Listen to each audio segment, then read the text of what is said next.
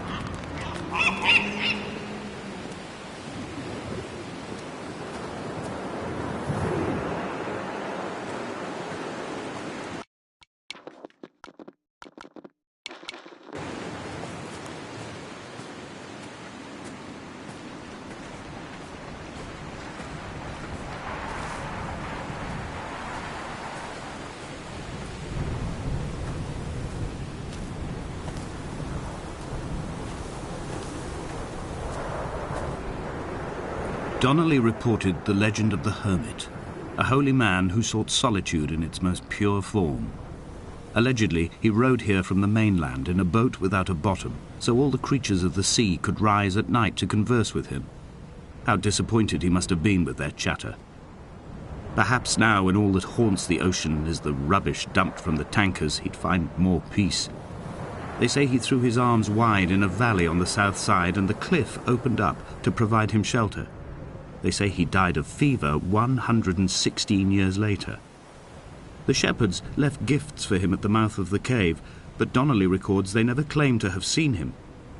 I have visited the cave and I have left my gifts, but like them, I appear to be an unworthy subject of his solitude.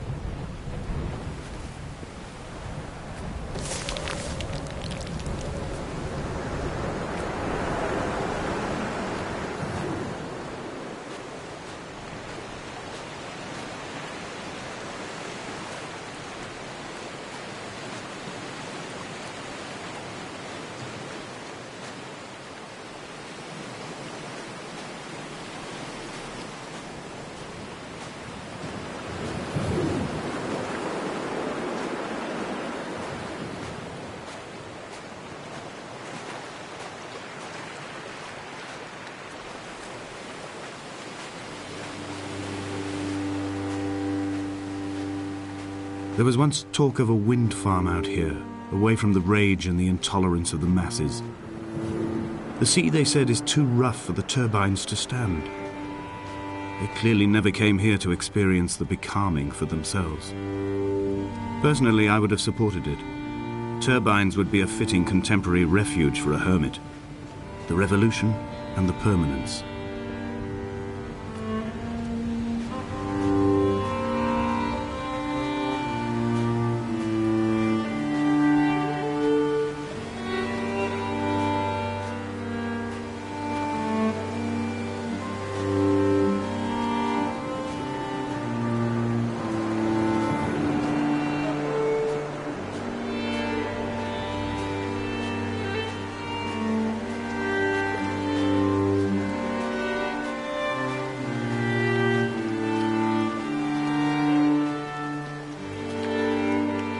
Dear Esther, I found myself to be as featureless as this ocean, as shallow and unoccupied as this bay, a listless wreck without identification. My rocks are these bones, and a careful fence to keep the precipice at bay. Shot through me caves, my forehead a mount. This aerial will transmit into me so. All over exposed, the nervous system, where Donnelly's boots and yours and mine still trample. I will carry a torch for you. I will leave it at the foot of my headstone. You will need it for the tunnels that carry me under.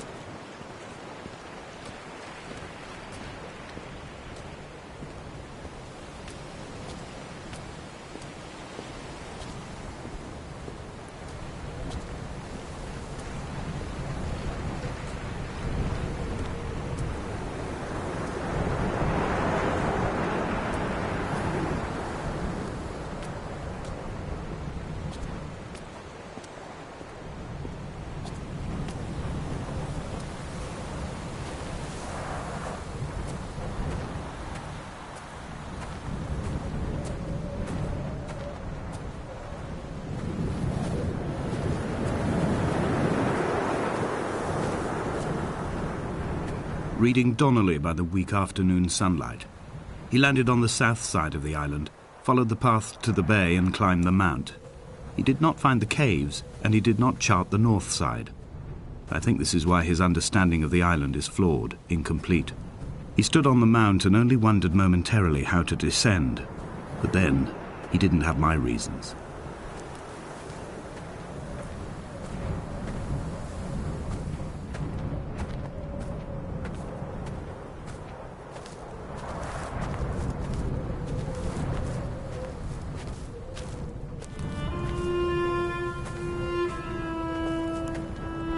When someone had died or was dying, or was so ill they gave up what little hope they could sacrifice, they cut parallel lines into the cliff, exposing the white chalk beneath. You could see them from the mainland or the fishing boats, and know to send aid or impose a cordon of protection, and wait a generation until whatever pestilence stalked the cliff paths died along with its hosts. My lines are just for this: to keep any would-be rescuers at bay. The infection is not simply of the flesh.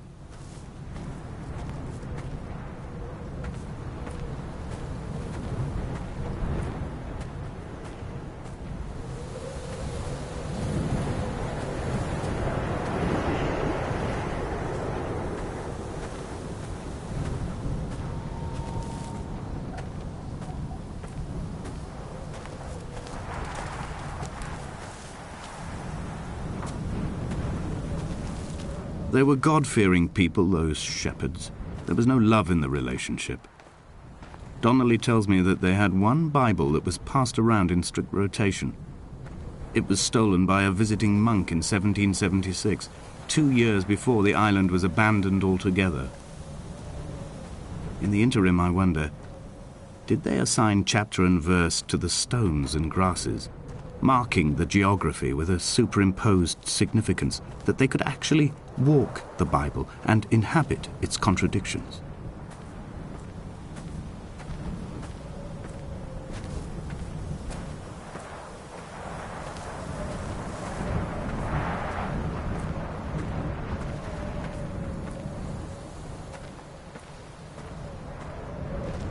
Dear Esther, I met Paul.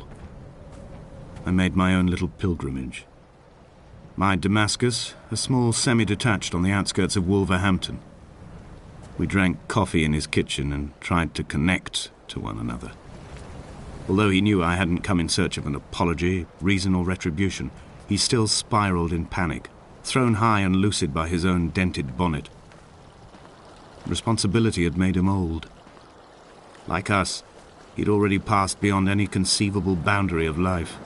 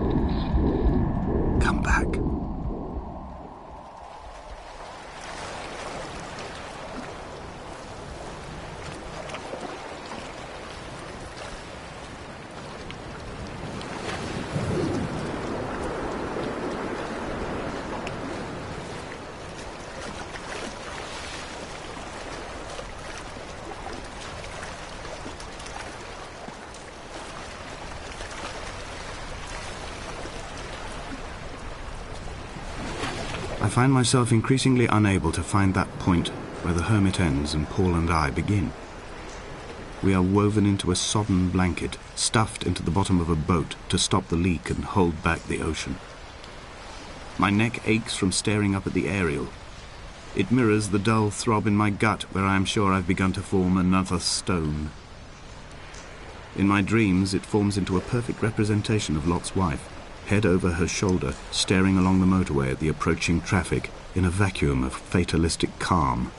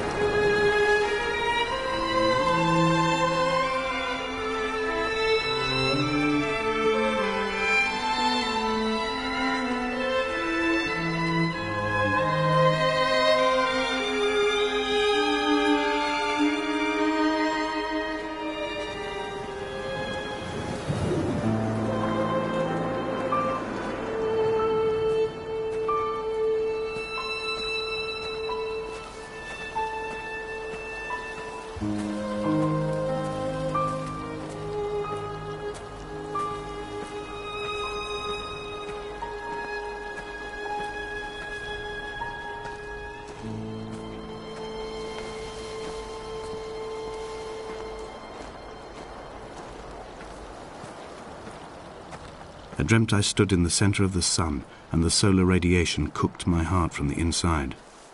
My teeth will curl and my fingernails fall off into my pockets like loose change.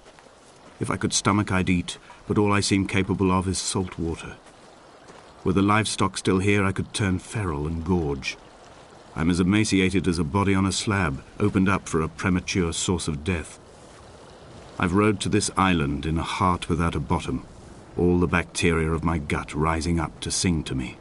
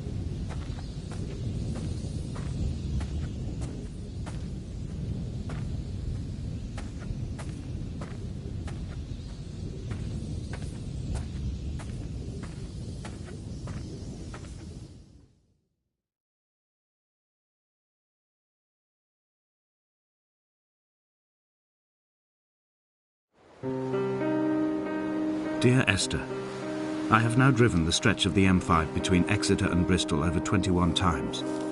But although I have all the reports and all the witnesses, and have cross-referenced them within a millimetre using my Ordnance Survey maps, I simply cannot find the location. You'd think there would be marks to serve as some evidence. It's somewhere between the turn-off for Sanford and the welcome brake services, but although I can always see it in my rear-view mirror, I have as yet been unable to pull ashore.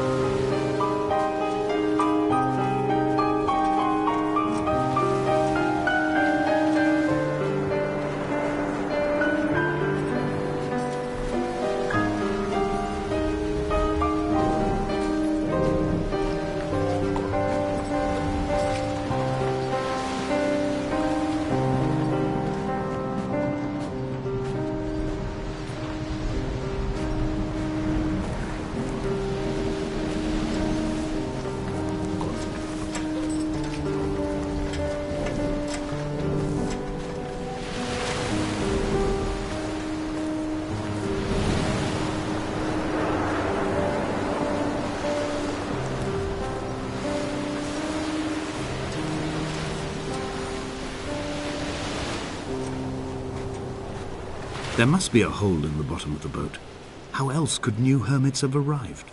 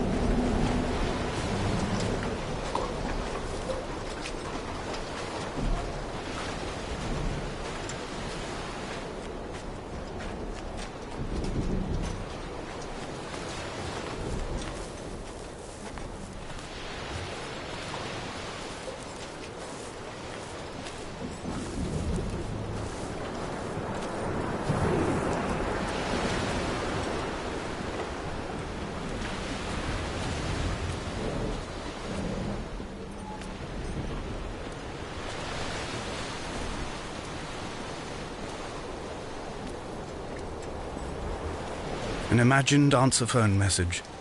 The tires are flat, the wheel spins loosely, and the brake fluid has run like ink over this map, staining the landmarks and rendering the coastline mute, compromised.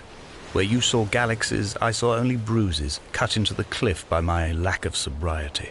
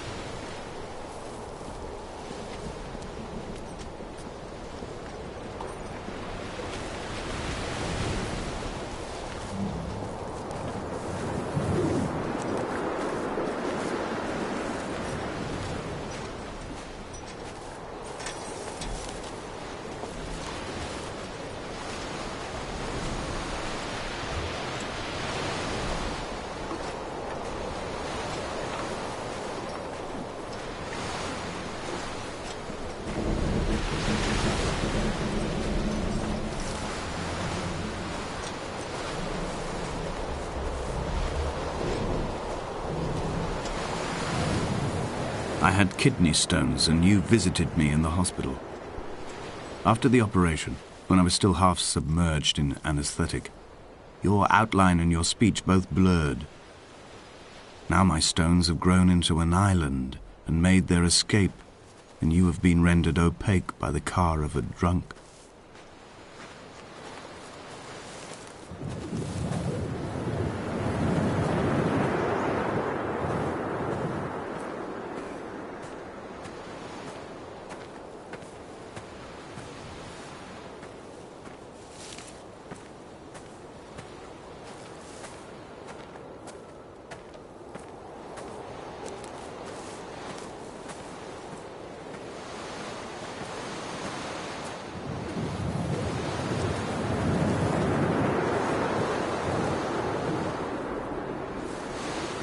Is this what Paul saw through his windscreen? Not Lot's wife looking over her shoulder, but a scar in the hillside, falling away to black forever.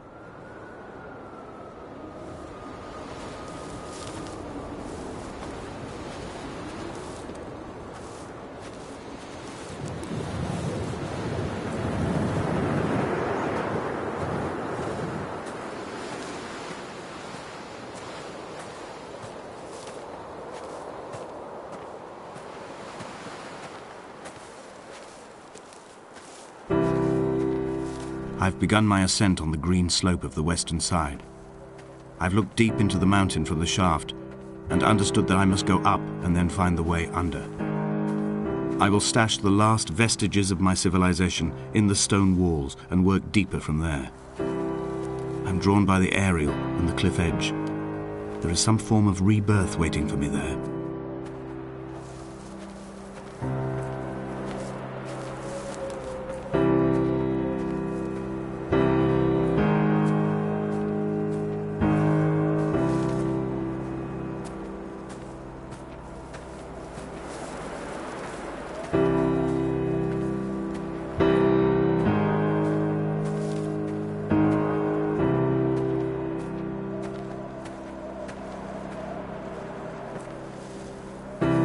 The bothy was constructed originally in the early 1700s. By then, shepherding had formalized into a career. The first habitual shepherd was a man called Jakobsen, from a lineage of migratory Scandinavians. He was not considered a man of breeding by the mainlanders. He came here every summer whilst building the bothy, hoping eventually that becoming a man of property would secure him a wife and a lineage. Donnelly records that it did not work. He caught some disease from his malcontented goats and died 2 years after completing it. There was no one to carve white lines into the cliff for him either.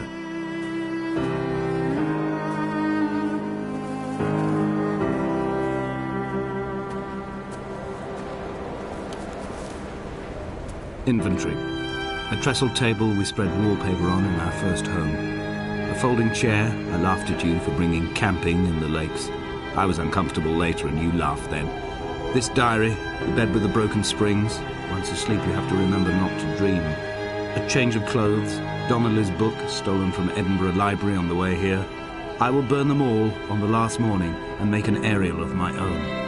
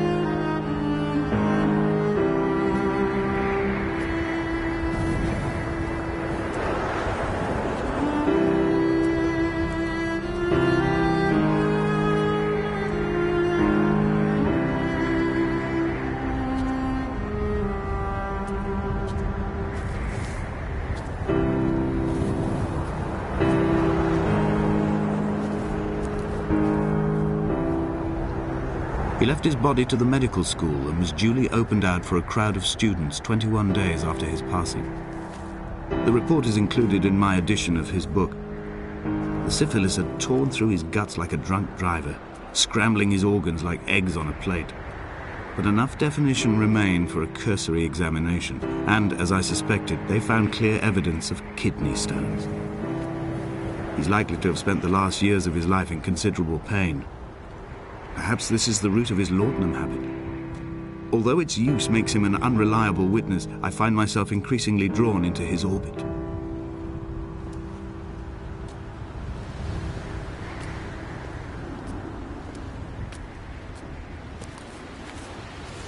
They found Jakobsen in early spring. The thaw had only just come. Even though he'd been dead nearly 7 months, his body had been frozen right down to the nerves and had not even begun to decompose. He'd struggled halfway down the cliff path, perhaps looking for some lost goat, or perhaps in a delirium, and expired, curled into a claw right under the winter moon. Even the animals shunned his corpse. The mainlanders thought to bring it home unlucky. Donnelly claims they dragged it to the caves to thaw out and rot, but he is proving an unreliable witness.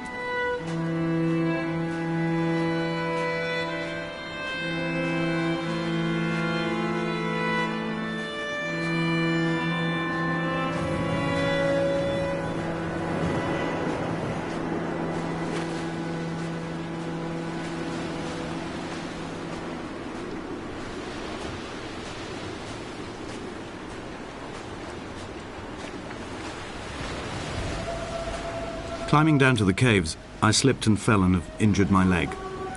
I think the femur is broken. It is clearly infected. The skin has turned a bright, tight pink, and the pain is crashing in on waves, winter tides against my shoreline, drowning out the ache of my stones. I struggled back to the bothy to rest, but it has become clear that there is only one way this is likely to end. The medical supplies I looted from the trawler have suddenly found their purpose. They will keep me lucid for my final ascent.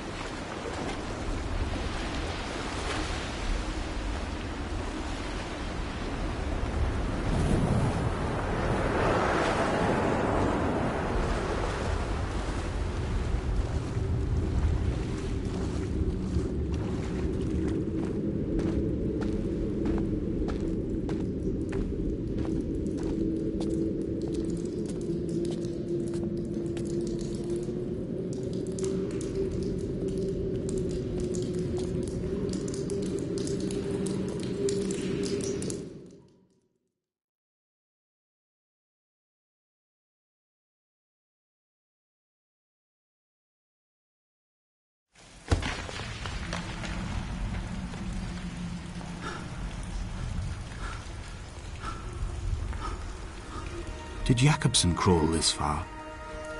Can I identify the scratches his nails ruined into the rocks? Am I following him cell for cell, inch for inch? Why did he turn back on himself and not carry through to the ascent?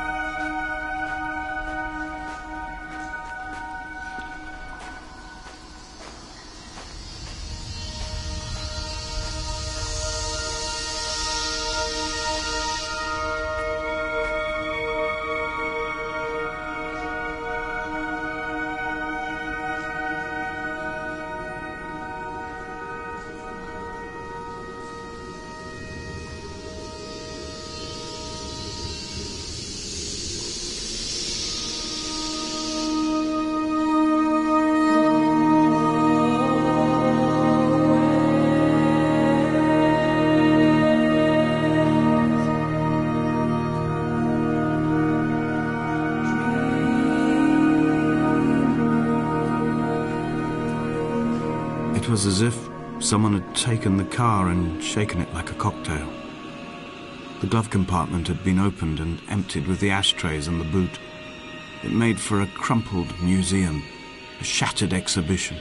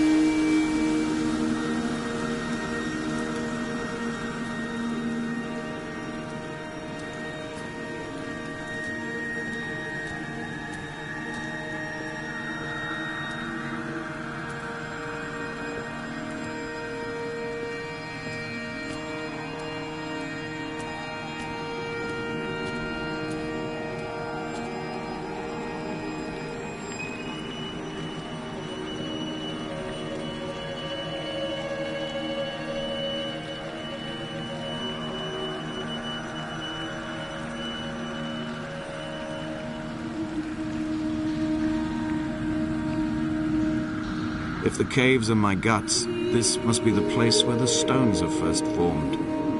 The bacteria phosphoresce and rise, singing through the tunnels. Everything here is bound by the rise and fall, like a tide. Perhaps the whole island is actually underwater.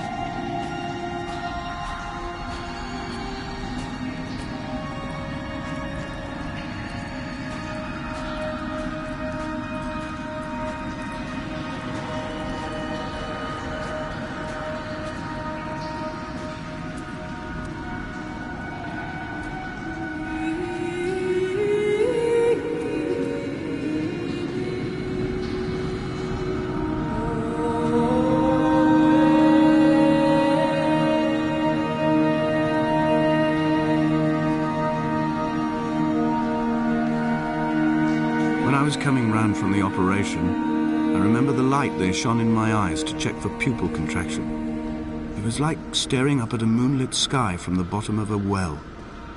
People moved at the summit, but I could not tell if you were one of them.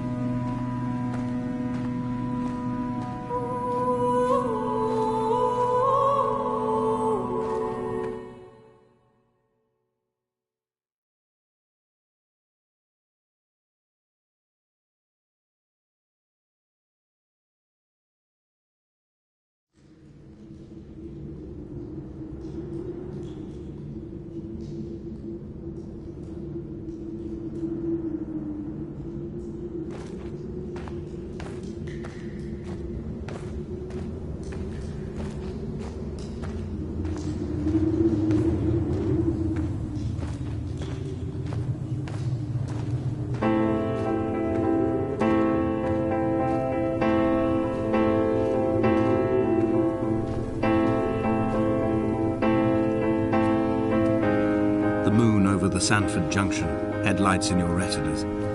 Donnelly drove a grey hatchback without a bottom. All the creatures of the tarmac rose to sing to him. All manner of symbols crudely scrawled across the cliff face of my unrest. My life reduced to an electrical diagram. All my gulls have taken flight. They will no longer roost on these outcrops. The lure of the moon over the Sanford Junction is too strong.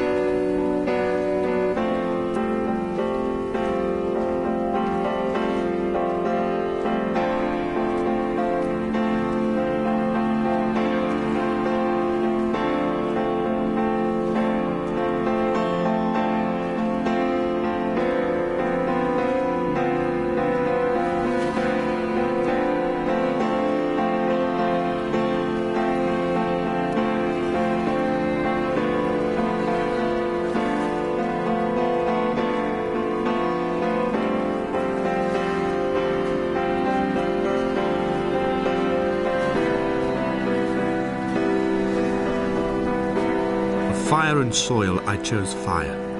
It seemed the more contemporary of the options, the more sanitary.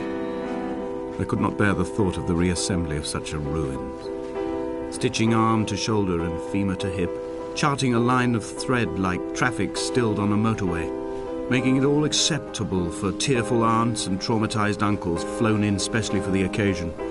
Reduce to ash, mix with water, make a phosphorescent paint for these rocks and ceilings.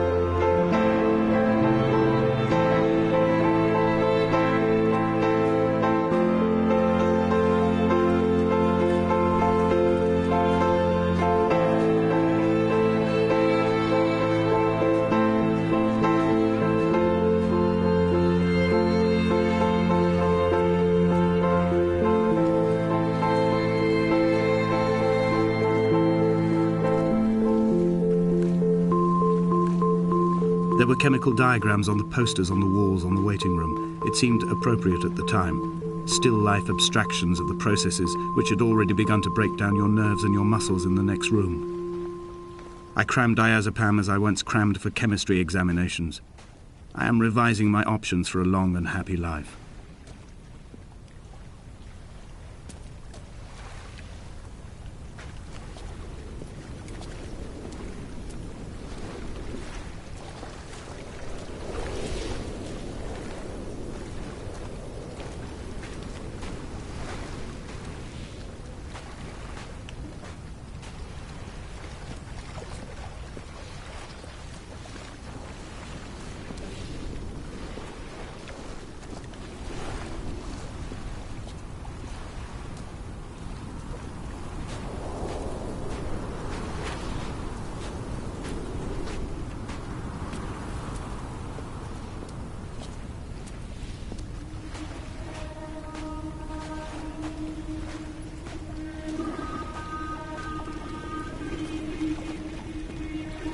From here, I can see my armada.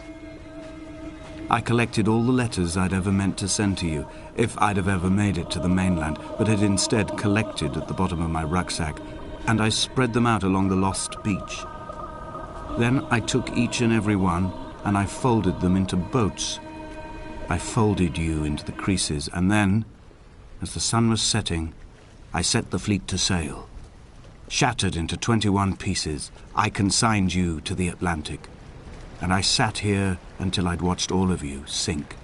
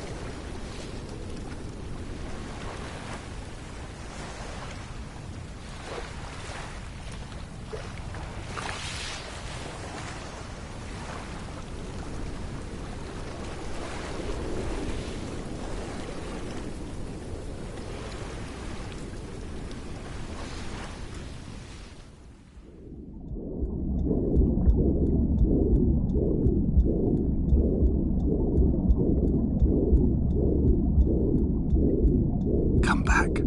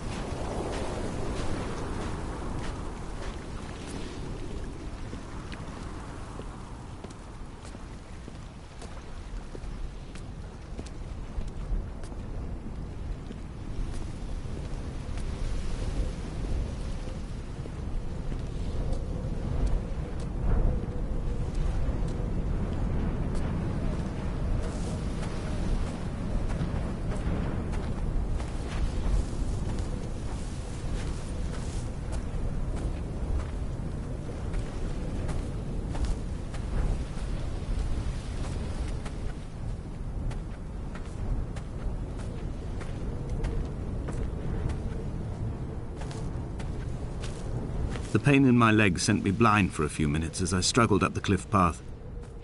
I swallowed another handful of painkillers, and now I feel almost lucid.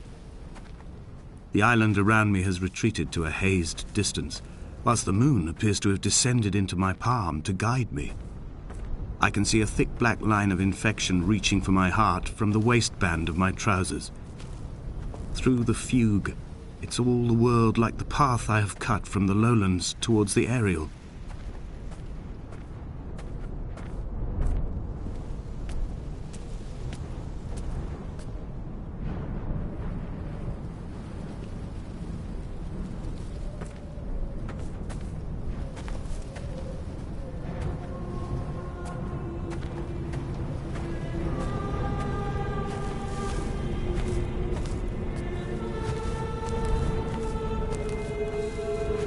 I've begun my voyage in a paper boat without a bottom. I will fly to the moon in it. I've been folded along a crease in time, a weakness in the sheet of life. Now you've settled on the opposite side of the paper to me. I can see your traces in the ink that soaks through the fibre, the pulped vegetation. When we become waterlogged and the cage disintegrates, we will intermingle. When this paper aeroplane leaves the cliff edge and carves parallel vapor trails in the dark, we will come together.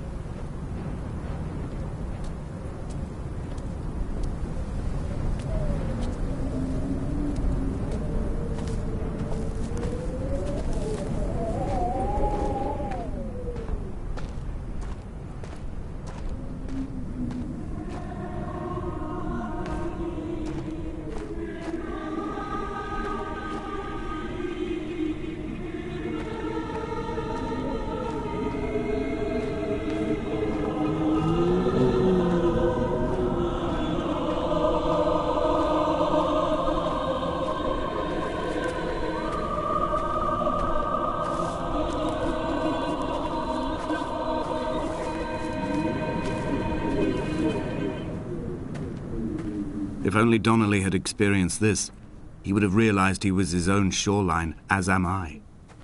Just as I am becoming this island, so he became his syphilis, retreating into the burning synapses, the stones, the infection.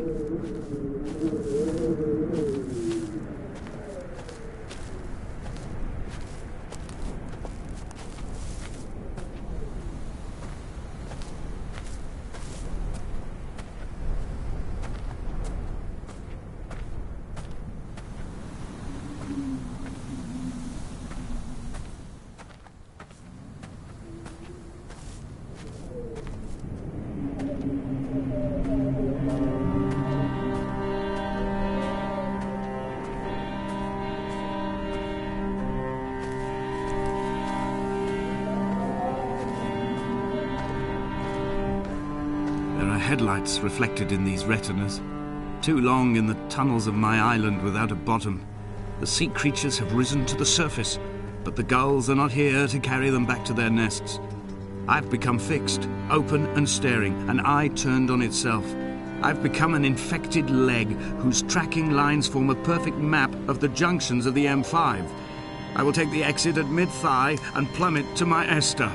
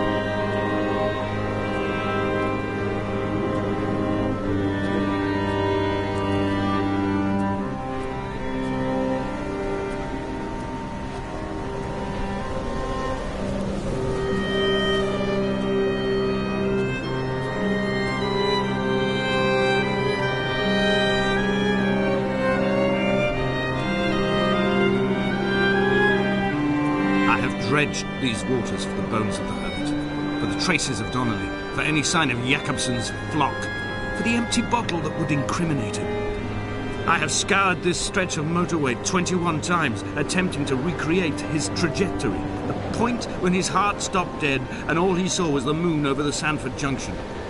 He was not drunk, Esther. He was not drunk at all, and it was not his fault. It was the converging lines that doomed him. This is not a recorded natural condition. The gulls do not fly so low over the motorway and cause him to swerve. The paint scored away from his car in lines like an infection, making directly for the heart.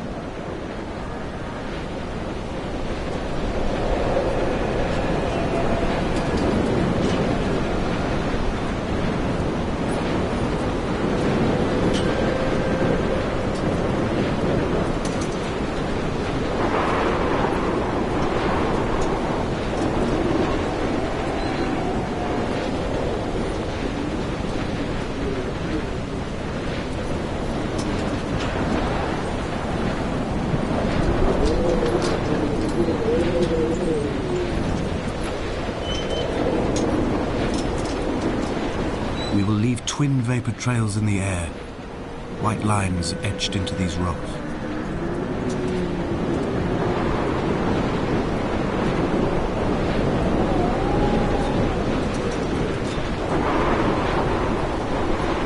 Dear Esther, I have burnt my belongings, my books, this death certificate.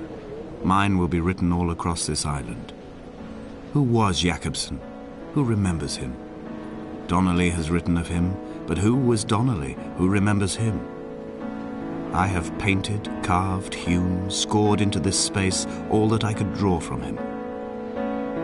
There will be another to these shores to remember me. I will rise from the ocean like an island without bottom, come together like a stone, become an aerial, a beacon, that they will not forget you. We have always been drawn here. One day the gulls will return and nest in our bones and our history. I will look to my left and see Esther Donnelly flying beside me.